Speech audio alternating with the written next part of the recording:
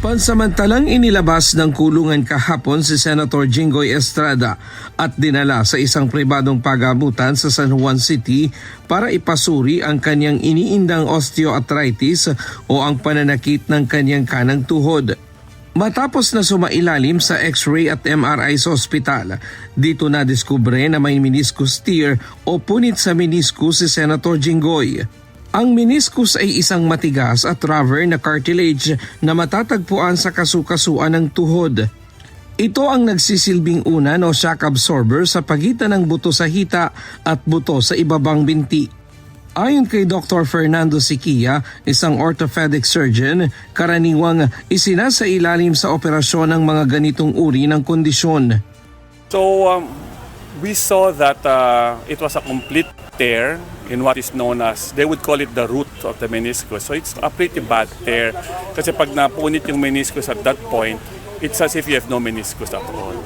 Pero I explained to the senator na these types of tears usually end up with surgery because pag you have a complete tear of the meniscus at the root level, then it is as if the meniscus is not functioning anymore.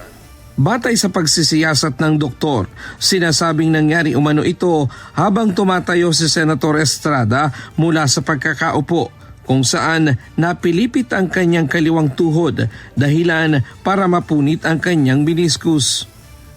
Sa ngayon, binigyan muna ang senador ng gamot na kanyang iinumin upang maibsan ang pananakit at pamamaga ng kanyang tuhod. Ayon sa mga doktor, kailangang obserbahan ang kondisyon ni Senator Estrada at kung hindi mawawala ang pananakit ay maaaring irekomenda nila na manatili muna ito sa ospital. Samantala, pinabulaan na naman ng Bureau of Jail Management and Penology o BJMP ang mga kumakalat na balita sa social media na nadulas umano si Senator Estrada sa banyo ng Quezon City Jail.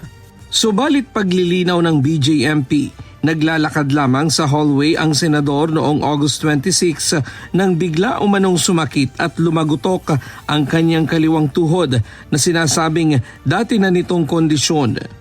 Matapos na magpa-MRI at kumonsulta sa doktor, ibinalik na rin sa Quezon City Jail kahapon ang senador.